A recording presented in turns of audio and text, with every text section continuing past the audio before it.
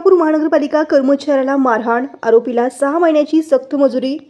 सोलापूर महानगरपालिकेच्या कर्मचाऱ्याला कार्यालयात घुसून मारहाण आणि धमकी दिल्याप्रकरणी आरोपीला न्यायालयाने 6 महिन्याची सक्त मजुरी आणि दंडाची शिक्षा सुनावली आहे।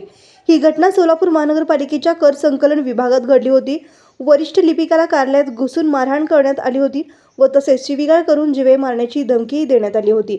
या प्रकरणात अतिरिक्त सत्र न्यायाधीश SD इंदलकर यांच्या न्यायालयाने आरोपी शैलेश मोहनलाल करवा ह्याला दोषी ठरवले आहे।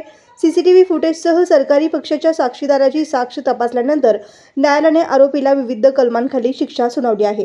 सरकारी कर्मचाऱ्यांवर अशा प्रकारे कायदेशीर प्रक्रियेचा भंग करून दबाव आणणे आणि मारहाण करणे गंभीर असल्याचे न्यायालयाने नमूद केले आहे। ही कारवाई सोलापूर पोलिसांच्या तपासानंतर झाली असून या प्रकरणातील निकालामुळे सरकारी कर्मचाऱ्यांवरील हल्ल्यांविरोधात कडक संदेश गेला आहे।